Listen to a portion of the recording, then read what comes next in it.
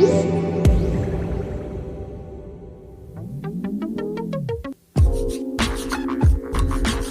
of you may be considering upgrading your S9 Plus to the new Galaxy S10 Plus that Samsung just announced.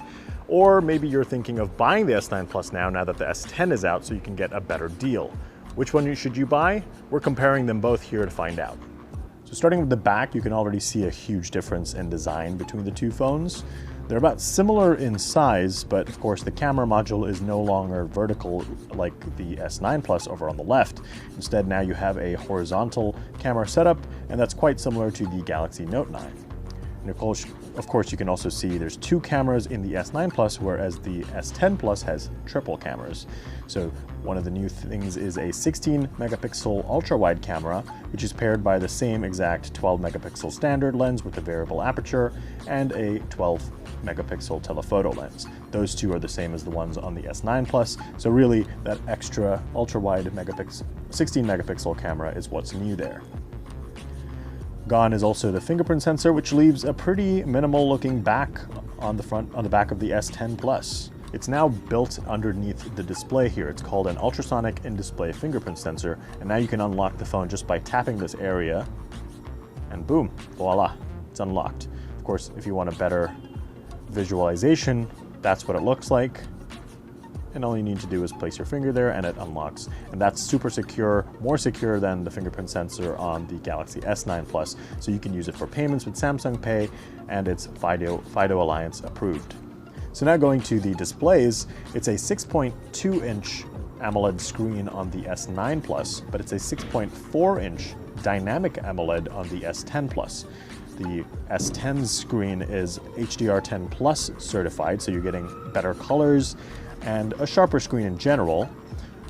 But also take a look at the top and you'll see that hole punch camera, which is also known as the Infinity O display.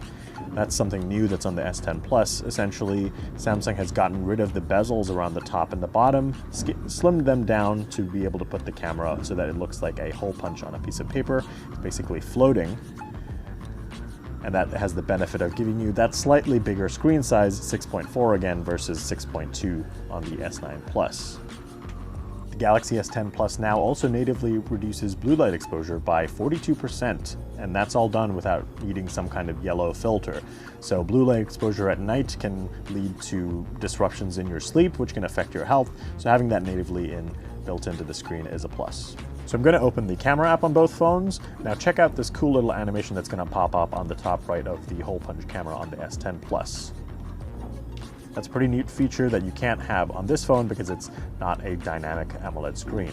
Now over to the cameras, since we're over here in the selfie cameras, obviously the S10 Plus has an extra camera here on the front, whereas you're only getting that single camera on the S9. Regardless, the S9 Plus's camera is worse than the S10 Plus's because it's a 10 megapixel camera on here on the S10 Plus, and that second camera is an 8 megapixel camera, but that's only for depth. So you're getting better live focus, which is essentially Samsung's portrait mode. So like snapping a photo, you can definitely expect the S10 Plus to produce a better image.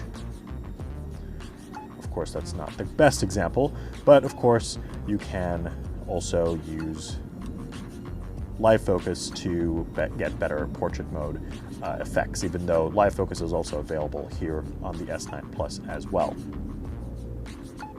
And quickly, if we flip over the cameras, you can see, going back to normal photo mode, this is the only two lenses you can swap to on the S9 Plus, and here are all three cameras now that you can swap to on the S10 Plus, including the new ultra-wide. And what's neat is you can actually slide and just keep going throughout all of them instead of just tapping on each new lens.